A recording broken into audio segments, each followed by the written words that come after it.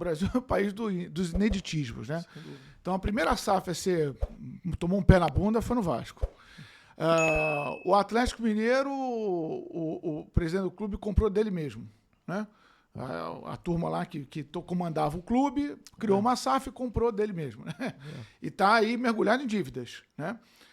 O Cruzeiro é uma SAF também que toma decisões com fígado, né? Lá o Pedro, que é dono de Pedrinho BH, Pedrinho BH, supermercado, e é uma gestão num modelo muito, né, raiz, futebol brasileiro raiz, né? Tem a grana, mas atitudes são muito passionais, as atitudes de gestão. Já teve a chegada do Ronaldo, chegou e saiu no mesmo Cruzeiro, né? Agora a situação no Botafogo, que virou um grande ponto de interrogação com a briga do Textor com a Eagle. A Eagle quer mandar o Textor embora, né? E aí você tem um grupo de investimentos por trás. E o caixa era o mesmo, do Botafogo, o Lyon e o clube lá da Bélgica. Cara, tá longe de ser um ambiente de transparência, né? E quando se fala em SAF, quando se fala em gestão profissional, para mim a palavra naturalmente atrelada é transparência, para que você tenha credibilidade, cada vez maior credibilidade junto ao mercado. Cara, por que essa dificuldade de seguir? Até mesmo nas gestões que adotaram a SAF, a gente não vê transparência. O Botafogo não divulga relatório. O Vasco também está com esse problema de divulgação de balanço. Também. É verdade. Mas vamos lá. Primeiro a gente tem que fazer tem que sair um pouco do futebol, tirar a cabeça do futebol e olhar um pouco pro Brasil como um todo, né? O Brasil é um país que traz, em qualquer negócio, em qualquer indústria, um risco jurídico muito grande. Então o Brasil, tradicionalmente, é um país que tem considerado um país que tem um alto risco jurídico. Isso é uma questão do Brasil, infelizmente. Então, são decisões, por exemplo, que no STF há um entendimento e 3, 4, 5 anos depois se entende exatamente o contrário do que 4 anos atrás se entendia. Por exemplo, para falar da Suprema Corte, fora da briga aqui na primeira instância. Então, existe, qualquer lei, existe um tempo em que ela vai ser pacificada, ela vai passar por um processo de pacificação, inclusive nos tribunais, onde você começa a criar jurisprudências em relação àquela lei. Então, ela traz um pouquinho mais de segurança jurídica para essa lei. Nós estamos falando de uma lei aprovada há 4 anos, há pouquíssimo tempo. Né? Completou agora 4 anos. Né? Quando você fala da lei das SA, que é da onde a origem da SAF vem da lei das SA, estou falando de lei aprovada em 2000. Tem 25 anos praticamente de lei. Né? E mesmo assim vem ainda amadurecendo. Então você tem uma questão que não é ligada ao futebol, que é uma questão nacional, Brasil, macro, que é o seguinte: o Brasil tem uma questão crônica de insegurança jurídica. Fato. Então, é preciso de tempo para que uma lei, ela não é que pegue, mas que uma lei tenha pacificação, para que o investidor entenda o seguinte: olha, já estou olhando essa lei aqui de uma forma geral, entendi como é que o juízo entende essa lei, então agora eu estou tranquilo para entrar. Uhum. O que isso traz na prática? Isso traz alguns níveis de investidores para entrar na lei, para entrar numa modelagem, entendeu? Então, quando você tem um modelo de negócio que há uma tranquilidade jurídica maior, você traz, naturalmente, investidores mais robustos, investidores mais estruturados. Quando você tem um processo que é mais inseguro, naturalmente você tem investidores mais agressivos, que buscam mais risco. São 2 perfis diferentes de investidor. Um é um investidor que chega com risco maior, que toma um risco maior, seja por que razão for, já vou chegar no futebol, e outro que é um investidor que já chega num negócio mais pacífico, um negócio mais estável. São 2 perfis de investidores diferentes que botam dinheiro em negócios diferentes. Vamos agora para o futebol, né? Eu estou falando da SAF. Qual é o perfil padrão do investidor da SAF no Brasil? É o cara que tem identificação com o clube. Por uma razão óbvia. Né? Ninguém sabe o que vai acontecer. Então, o primeiro cara que entra é quem já está ali dentro, conhecendo a realidade do clube e do futebol brasileiro. Por isso que o Ronaldo foi o primeiro a entrar, por isso que o Rubens Menin foi o primeiro a entrar, né? Por isso que no Botafogo você teve um cara que já tinha uma relação direta com aquele ambiente, né? A fora da curva foi a 777 no Vasco, a verdade foi essa. E um pouco o Manchester City no Bahia, que é um investidor, aí sim, estruturado, né? Mas que buscou, veja bem, olha que interessante, buscou qual clube? Um clube dos mais tranquilos do Brasil. Ou seja, o Bahia fez todo esse dever de casa lá atrás, há quase 15 anos atrás, né? Ou eu diria que 10 anos atrás, 11 O anos Bahia atrás. não negociou a SAF com corda no pescoço. Nem né? com a corda no faca pescoço e né? nem com o ambiente interno desequilibrado. O Tava Bahia, estabilizado. o Bahia já tinha feito por uma intervenção do Tribunal de Justiça lá da Bahia, por um interventor que entrou, que fez uma reforma do Estatuto do Bahia, que criou um modelo de gestão moderna para o Bahia, que trouxe uma gestão moderna. O Bahia já era tocado como uma empresa, basicamente. Que é o mesmo caminho que está adotando Fortaleza, né? O Que mesmo já caminho- já tem a estrutura de SAF, não tem um parceiro Não- ainda, Exatamente. mas já tem toda a estrutura a ponto, a cama está armada. Olha a diferença que faz. Então, o investidor que olha fala, tudo bem, a legislação não é tão pacífica, mas eu entendo que esse clube aqui é um clube estruturado. Foi o caso do Bahia. Completamente diferente da situação do Vasco. Completamente diferente da situação do Botafogo. Completamente diferente da situação do Cruzeiro, principalmente. E se você vendo a analisar situação o crítica. tamanho das marcas, né, que você está falando aí, o Vasco é um clube de massa, Júlio. Claro. O Vasco tem um potencial de mercado tão grande quanto o Flamengo. Mas até isso que é bom, até isso que é bom, traz um pouco de dificuldade. Vou te dizer por quê. O clube pequeno, ele permite que o investidor cresça com o clube, com aportes e com investimentos planejados e menos pressionados. Quando você vai para o clube de massa grande como o Vasco, por exemplo, qualquer um que entrar agora, amanhã, se entrasse o Marinakis, aí, o grego, ele ia ser tomado por uma pressão pública para fazer investimentos altíssimos no clube, para recuperar o clube amanhã, né? Com um retorno ainda a ser estudado, né? Porque você acabou de entrar no negócio, né?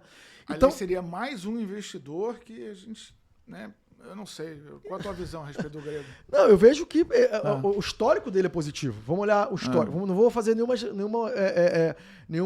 julgamento de valor dele como pessoa, mas vamos olhar o histórico dele nos clubes que ele entrou. Perfeito, os clubes estão rodando bem. E ele tem um estilo que talvez fosse... Até por isso que a gente pressionou muito para eles conversarem, né? Com o Vasco, né? Eu fiz isso muito publicamente, Você estava quase que fazendo esse meio de campo aí. porque né? ele talvez seja o perfil de investidor que o torcedor vascaíno espere. Que é aquele cara que toma a frente, que busca, que cobra, que vai lá, se for necessário, vai em campo e cobra do técnico, ou cobra... Esse perfil é um perfil que o vascaíno ele precisa de volta de uma liderança forte dentro do clube. Que é o histórico do clube todo. Né? Vai falar que você tá com saudade do Eurico. Não tô falando do Eurico. Eu nem vou falar do Eurico, porque não desmerecendo o Eurico, tá? Eu dou mérito a quem merece o mérito. Não desmerecendo o Eurico, mas o Vasco teve gestores muito fortes que não foram midiáticos. O Calçada é um exemplo. Né? O Calçada era um gestor que controlava o clube na mão e não era midiático. Né? O Agostinho não tinha esse perfil também. Né? Esse período de Calçada, depois Eurico, né? Primeiro era dupla, Calçada e Eurico. Né? O Calçada para conversar com a colônia e o Eurico para brigar pelo futebol. Nos bastidores da bola ali, vestiário, federação, isso sempre foi a praia do Eurico. Né? Depois o Eurico fez carreira como presidente do clube. Foi um período longo com um poder muito centralizador. Né? Esse período, na tua opinião, ele apresentou mais soluções ou mais problemas? Mais soluções, ele termina mal. Como todo longo período de gestão, né? Ele nunca termina muito bem. Você pega um governo que fica muito tempo e termina mal. Né? Então vamos lá. O Calçada vem de um processo, vem de um longevo mandato do Agatirno, que foi um presidente que teve muito sucesso, campeão brasileiro, pela primeira vez, primeiro campeão brasileiro do Rio de Janeiro, foi o Vasco em 74, no mandato dele. Foi um presidente que reformou São Januário, colocou uma iluminação, que na época foi a iluminação mais moderna do Brasil, em São Januário, né? Contratou grandes atletas, montou grandes times e conseguiu fazer uma gestão muito boa do clube. Aí entra ali, como todo mundo quer ficar, entra um grupo forte para tirar o Gatino e entrar um novo presidente, seu Alberto Pires Ribeiro, que já era um senhor, ficou pouco tempo.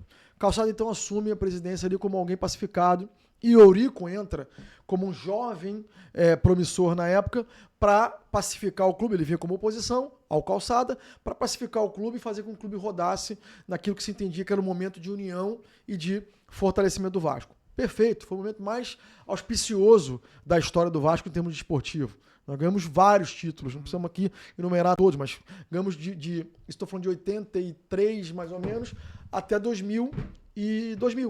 Até 2000. Então, termina em 2000 com a Mercosul, com o Campeonato Mundial, enfim, tudo aquilo, aquela coisa toda. Então, você pega um período muito Brasileiro, bom. Libertadores. Brasileiro, Libertadores, inúmeros cariocas, Ramon de Carranza, Tereza Herrera, enfim, inúmeros títulos que o Vasco conquistou nacionais e internacionais naquele período.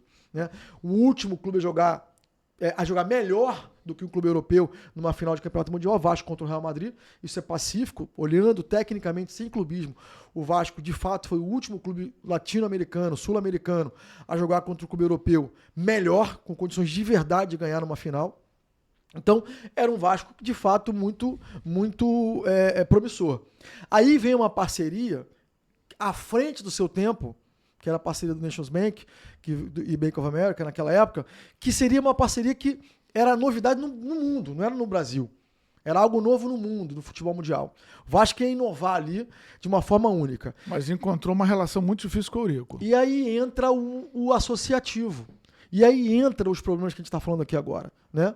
Que começa a trocar os pés pelas mãos. Eu não vou entrar aqui em acusações, porque isso vai para a política. Foi um período assim de gastos até um tanto extravagante, né? Excessivos. Quando o Vasco criou aquela equipe olímpica, né, para a Olimpíada de 2000, né? Sidney, eu lembro que a apresentação da equipe foi em São Januário, né? Os atletas desfilaram no campo, não foi isso? Isso. Né? E acabou que o Brasil não foi bem, não ganhou uma medalha de ouro na Olimpíada de Sydney e virou chacota, mas assim, independentemente disso, anos depois, vários atletas cobrando uma dívida absurda. Uma dívida absurda.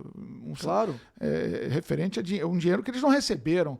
Ficou muito mal naquela época. Você vê, a gente no mercado, a gente fala assim, você trocar um recurso que entra para CAPEX, ou seja, para investimento, e jogar em OPEX. Então é como se você pegasse um recurso e, em vez de você comprar a sua casa, você comprar um carro.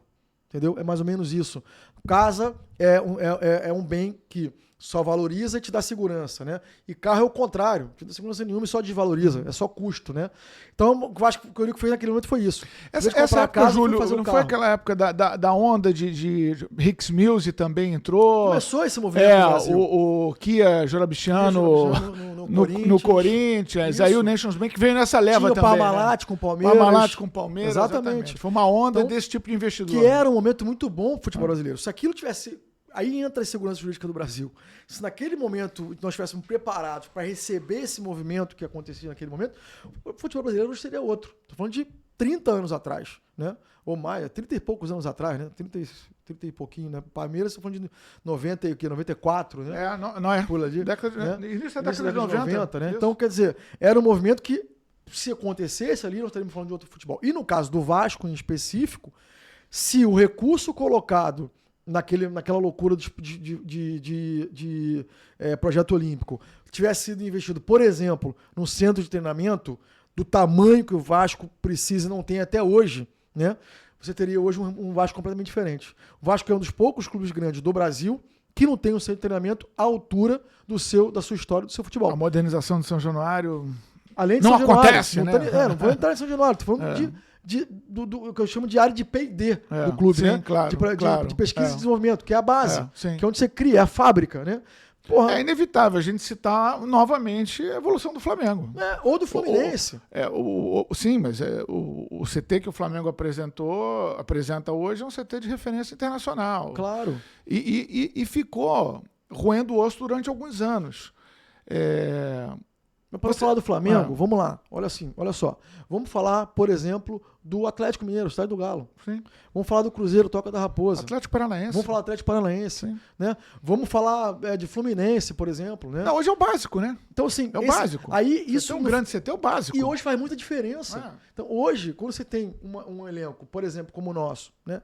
Que tem uma dificuldade de reposição e com dificuldade, inclusive, de contratação, olhar para a base e ver um trabalho estruturado, robusto, crescente, dá toda a tranquilidade para qualquer treinador trabalhar. Fala, moçada, não tem como contratar, não tem problema. Me dá um mês, deixa eu olhar essa base. Me dá um mês, deixa eu entender o que está acontecendo aqui. E vai numa puta de uma estrutura e vai lá e pensa 2 ou 3 promessas, entendeu? Então, ao longo desse período, na tua opinião, faltou uma visão realmente de projetar algo pro futuro. Foi pequeno. Foi pequeno. Ficou parado no tempo. O Vasco parado no tempo. O Vasco congelou ali. O Vasco congelou em 2000. Né? O Vasco congelou em 2000. Então, entrou o mandato do Eurico, e aí entra meu problema com o Eurico. Eu fiz um discurso uma vez no conselho, quem quiser googar aí, entra na internet vai ver, né? E que eu falei, Eurico, eu cansei de gritar o nome do Eurico no Maracanã, como torcedor, né? E hoje, e naquele momento, quando a gente estava no conselho, era o contrário. Né? A gente via o mesmo presidente, o mesmo vice-presidente que colocou o Vasco numa posição de destaque junto com o Calçada, inegável, foi um trabalho conjunto, claro que foi. Afundou o Vasco, o mesmo cara. Né? Então, e aí vem um processo confuso de eleições conturbadas, injustiças e brigas. O Eurico foi se considerando maior que o Vasco? E aí, gostou desse corte? Então vai lá no nosso canal, se inscreva, compartilhe todo o nosso material.